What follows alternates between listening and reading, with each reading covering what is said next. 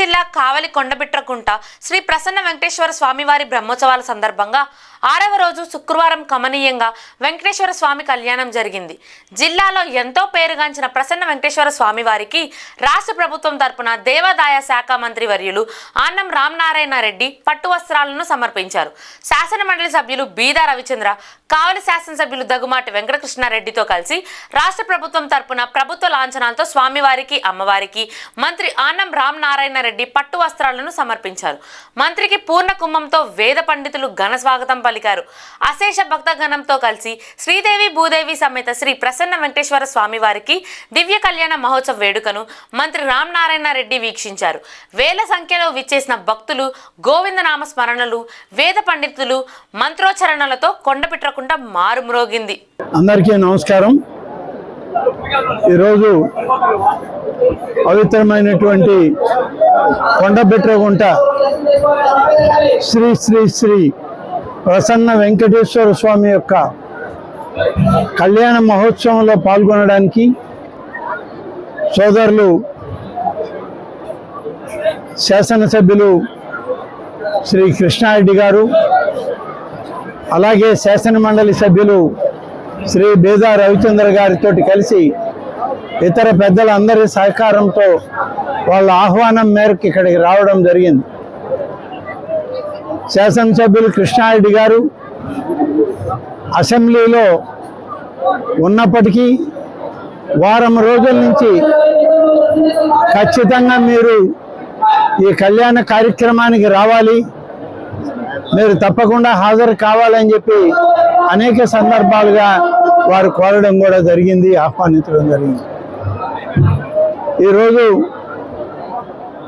ప్రసన్న వెంకటేశ్వర స్వామి పద్మావతి అమ్మవార్ల యొక్క కళ్యాణ మహోత్సవంలో పాల్గొనడానికి ఈరోజు ఇక్కడికి రావడం ఇది ఎంతో అదృష్టం, పూర్వజన్మ సుకృతంగా నేను భావిస్తూ ఉన్నాను. అనేక సందర్భాల్లో ఇక్కడికి రావాల్సి ఉన్నా ఇక్కడికి గతంలో రాలేనటువంటి పరిస్థితుల్లో ఉన్నాం.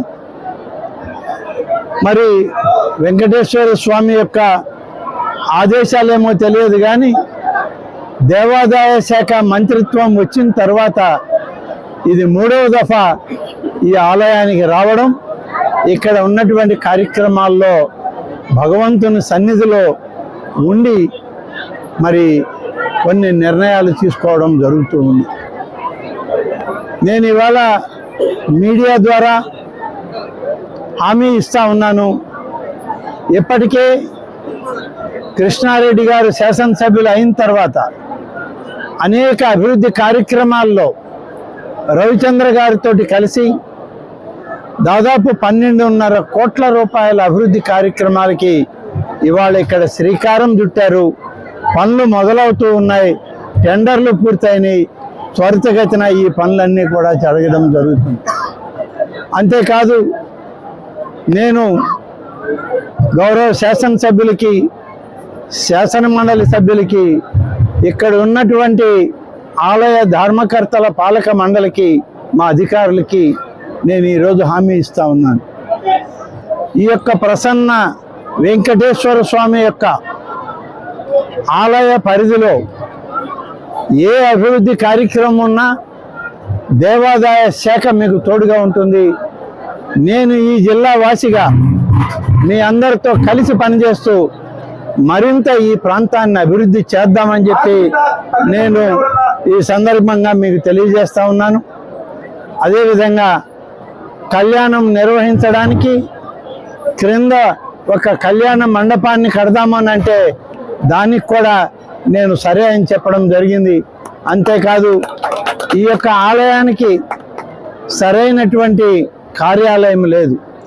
కార్యాలయంతో ప్రభుత్వ అధీనంలో ఈ కార్యాలయ పర్యవేక్షణలో ఉండే విధంగా విశ్రాంతి గదులతోటి ఇక్కడ నిర్మాణానికి నిధులు ఇస్తూ ఉన్నాం. ఇంకా కూడా ఏది అవసరమున్నా దేవాదాయ శాఖ తరఫున నేను ఇద్దరు సోదరులకి హామీ ఇస్తా ఉన్నాను.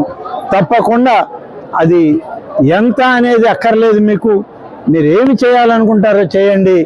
ఇది ఒక శ్రీ వెంకటేశ్వర స్వామి 7 కొండల మీద తిరుమలలో ఉంటే మరొక ప్రసన్న వెంకటేశ్వర స్వామి నెల్లూరు జిల్లా దక్షిణాదిన ఇక్కడ వెలేయడం అనేటువంటిది మనందరి అదృష్టం.